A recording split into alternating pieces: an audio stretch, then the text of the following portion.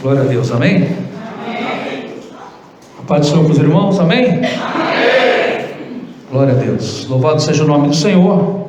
Eu já vou pedir para você abrir aí no livro de Gálatas, no capítulo 4.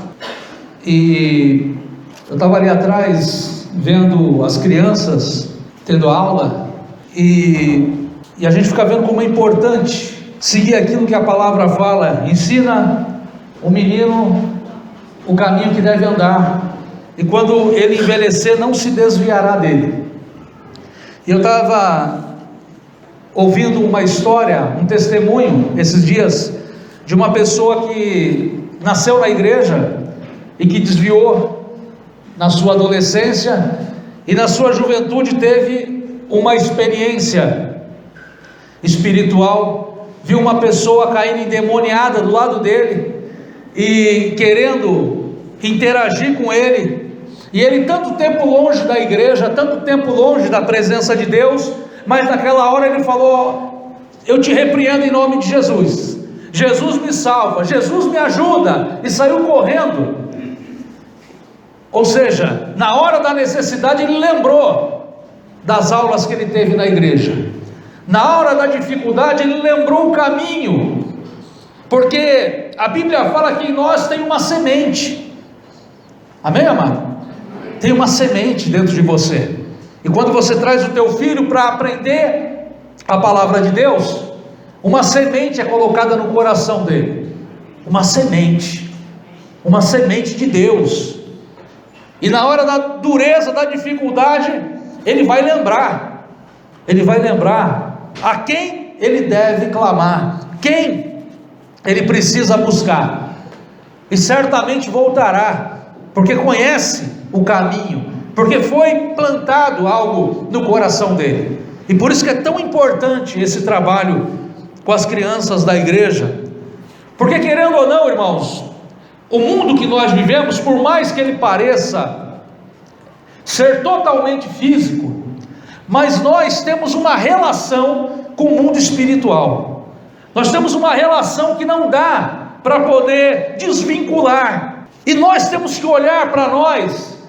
e conseguir nos ver nesse mundo como pessoas que de alguma forma interagem com essa espiritualidade, ou somos apenas pessoas no nível de criaturas irracionais, no nível de bicho.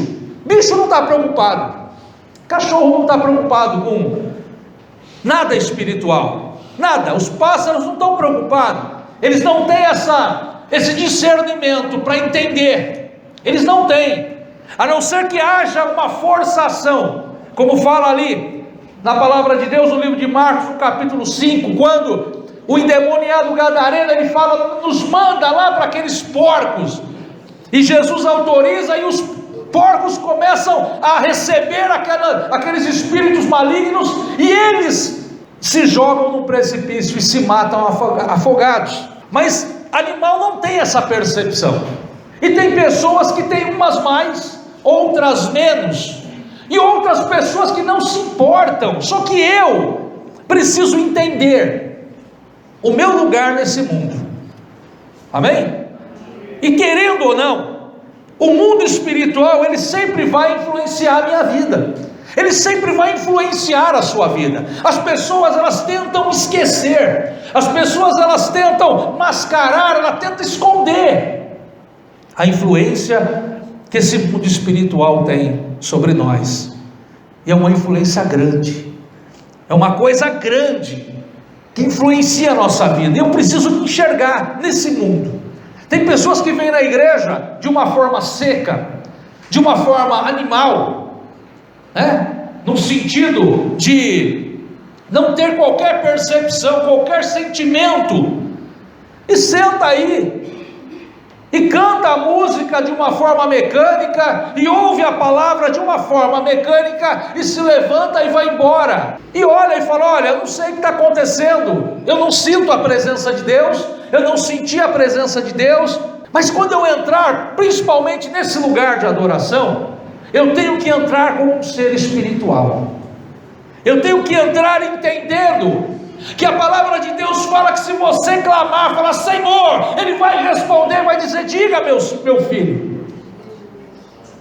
Eu preciso, irmão, eu preciso entender quem eu sou nesse mundo, porque por mais que eu me esconda, por mais que eu não queira perceber, esse lado de alguma forma vai me prejudicar, esse lado de alguma forma vai me tocar, porque nós somos esses seres, que nós temos essa interação, e tem pessoas que sentem de uma forma muito maior, seja na religião cristã, seja em outra religião, ele sente de uma forma, de alguma forma, uns mal instruídos, sendo aproveitados por uma malignidade dos homens, e até do inferno. Mas eu preciso entender que existe um mundo espiritual, meu irmão, existe, e você não pode entrar aqui e ficar aqui de uma forma mecânica, você tem que estar aqui como um adorador, você tem que estar aqui como uma pessoa, falar: Deus vai falar comigo, o Senhor vai se manifestar na minha vida, Deus vai fazer um milagre, vai acontecer.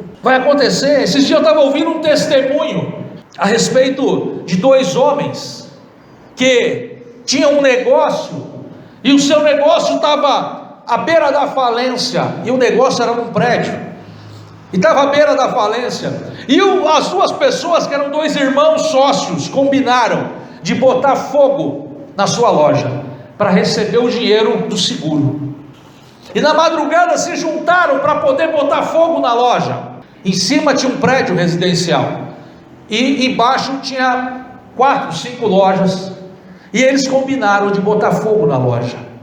E quando chegaram lá de madrugada, quando começaram a preparar as coisas todas, um deles que contou o testemunho falou, um homem apareceu lá, não sei da onde ele apareceu, e ele apareceu lá, e ele olhou para nós, e a gente orou e falou: mas quem é você? O que você está fazendo aqui dentro? Ele falou: eu vim impedir a loucura que vocês querem fazer.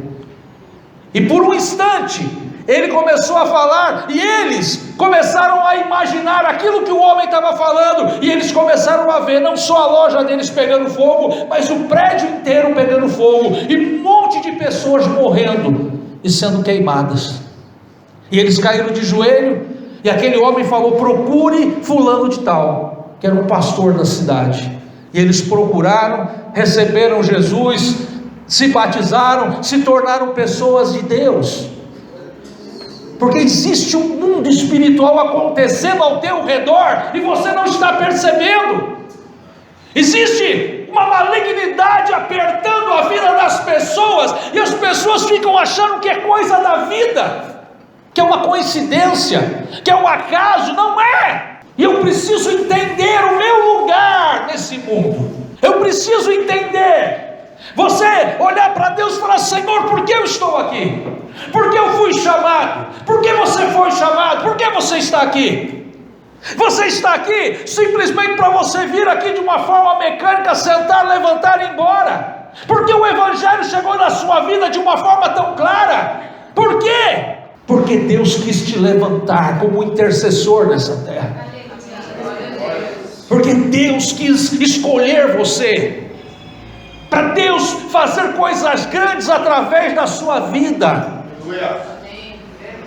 Eu não posso, irmão, eu não posso, por mais estar na igreja, na presença de Deus, ficar alheio a essas coisas. Eu não sou um robô, você não é um robô. Nós somos pessoas espirituais, seres espirituais, num corpo de carne. Deus nos chamou com um propósito, amém? Deus me chamou e te chamou com um propósito. Eu não posso viver mais vida de bicho, eu não posso mais viver uma vidinha de nascer, crescer, se reproduzir e morrer. Não, Deus nos chamou para algo mais do que isso. E às vezes a gente está na igreja perdido, apesar de estar na igreja, perdido, completamente perdido. Viramos mais um religioso. Não diferimos, às vezes, de outros, de outra religião. Não diferimos, porque somos mais um religioso. Amém? Mas Deus quer fazer algo maior na nossa vida. Amém? Abra aí a sua Bíblia.